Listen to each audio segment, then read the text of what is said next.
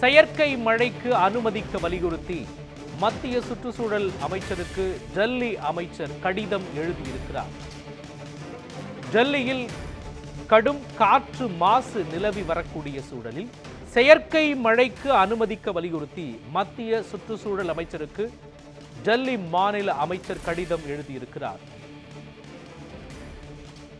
டெல்லியில் காற்றின் தரம் கடுமையாக மாறியிருக்கக்கூடிய சூழலில், காற்று மாசு அதிகரித்திருக்கிற சூழலில் செயற்கை மழைக்கு அனுமதிக்க வலியுறுத்தி மத்திய சுற்றுச்சூழல் அமைச்சருக்கு டெல்லி அமைச்சர் கடிதம் எழுதியிருப்பது குறிப்பிடத்தக்கது. இது தொடர்பான வழக்கும் உச்சநீதிமன்றத்தில் வந்திருக்கக்கூடிய சூழலில் காற்று மாசு என்பது பெரும் பேசுபொருளாக, பெரும் விவகாரமாக மாறி இருக்கக்கூடிய சூழலில் மத்திய அமைச்சருக்கு கடிதம் எழுதப்பட்டிருக்கிறது. விரிவான விவரங்களை வழங்குவதற்காக டெல்லியிலிருந்து இணைக்கிறார் நமது செய்தியாளர் டார்வின் ஜியோ. டார்வின் ஜியோ, டெல்லியில் எந்த அளவிற்கு காற்று மாசு ஏற்பட்டிருக்கின்றது? காற்று மாசுவை தொடர்ந்து அங்குள்ள மாநில அரசு என்ன மாதிரியான நடவடிக்கைகளை எடுத்திருக்கின்றது? மத்திய அமைச்சருக்கு எழுதியுள்ள இந்த கடிதத்தில் குறிப்பிட்டிருப்பது தொடர்பான முழுமையான விவரங்களை நீங்க பதிவு பண்ணலாம்.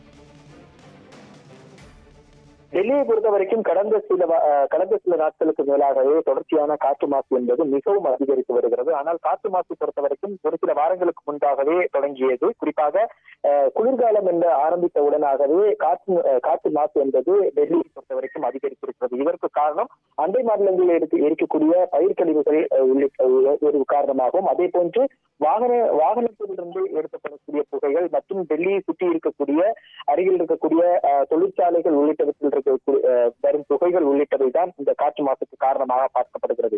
டெல்லியை பொறுத்த வரைக்கும் இதற்கு குறிப்பிட்ட ஒரு சீதோஷ்ண நிலை இல்லாத அண்டை மாநிலங்களில் இருக்கக்கூடிய அந்த சீதோஷ்ண நிலை தான் டெல்லிக்கும் ஒரு சீதோஷ்ணமாக நிலையாக இருந்து கொண்டிருக்கும்.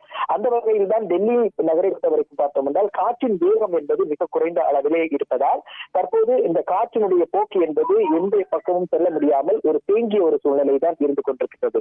இதன் காரணமாக டெல்லியை பொறுத்த வரைக்கும் டெல்லியில் இருக்கக்கூடிய இந்த குளிர்காலம் ஆரம்பித்தவுடனாகவே பனிமூட்டத்துடன் சேர்ந்து இந்த புகை மண்டலமாக டெல்லி நகர் என்பது காட்சியளிக்கிறது. அதிலும் குறிப்பாக கடந்த ஒரு 5 நாட்களாக கடுமையான பிரிவில் காற்றின் நிலைய தரம் என்பது பதிவாகி வருகிறது. இதன் காரணமாக டெல்லி முழுவதுமாக ஒரு புகை மண்டலமாக காட்சியளிக்கிறது. மேலும் டெல்லியினுடைய பள்ளிகளுக்கு விடுமுறை, நேரடியாக வகுப்புகள் நடத்தப்படாமல் ஆன்லைன் வகுப்புகளை நடத்துவதற்கான அந்த பரிந்துரை என்பது வழங்கப்பட்டு தற்போது செயல்படுத்தப்பட்டு வருகிறது.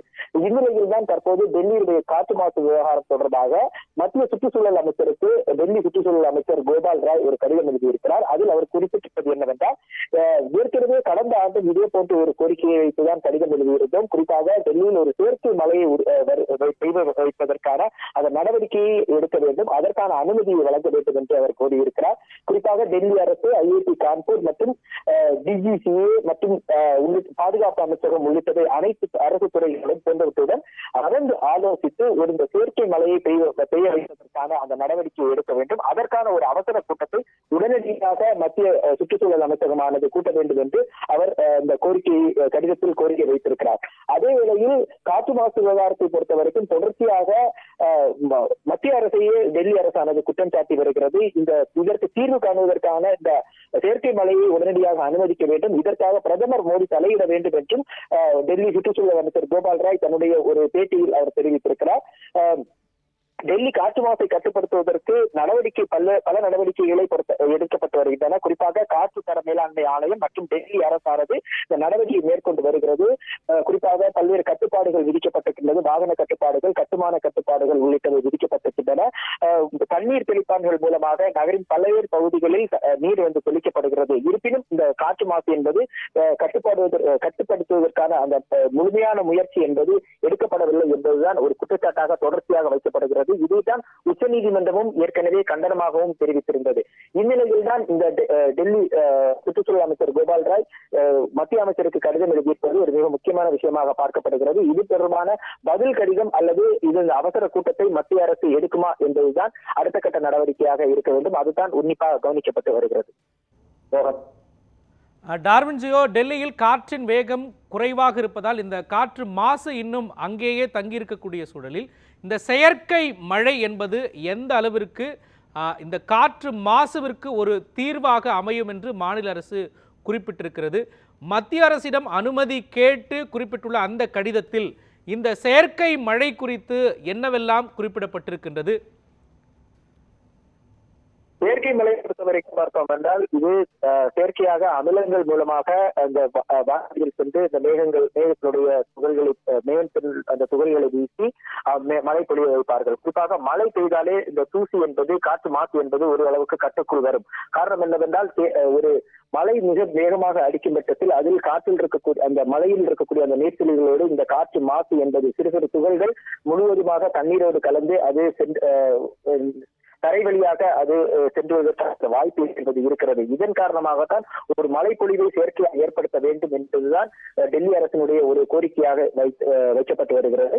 அதே வேளையில் பார்த்தோம் என்றால் இந்த செயற்கை மழை பெய்ய வைப்பதற்கான வாய்ப்புகள் என்ன என்பது தொடர்பான ஆராய்ச்சி என்பதும் தொடர்ச்சியாக நடத்தப்பட வேண்டும். அதற்கான அந்த முயற்சியை மேற்கொள்ள வேண்டும் என்பதுதான் டெல்லி அரசுடைய கோரிக்கையாக இருக்கிறது. இதற்காகத்தான் பாதுகாப்பு அமைச்சகம், சுற்றுச்சூழல் அமைச்சகம், கான்பூர் ஐஐடி உள்ளிட்டவர்களுடைய அந்த தொழில்நுட்ப ரீதியிலான அந்த சப்போர்ட் உள்ளிட்டவற்றை கோரித்தான் மத்திய அரசுக்கு தற்போது கடிதம் என்பது எழுதப்பட்டிருக்கிறது. எனவே டெல்லி அரசுடைய அந்த கோரிக்கையை அவர்கள் தற்போது வைத்திருக்கிறார்கள். இதன் பின்பாக மத்திய அரசு என்ன பதில் அளிக்கப் போகிறது என்பதை தான் நாம் பொறுத்திருந்து பார்க்க வேண்டும். மோகன், விவரங்களை வழங்கியதற்காக நன்றி டார்வின்.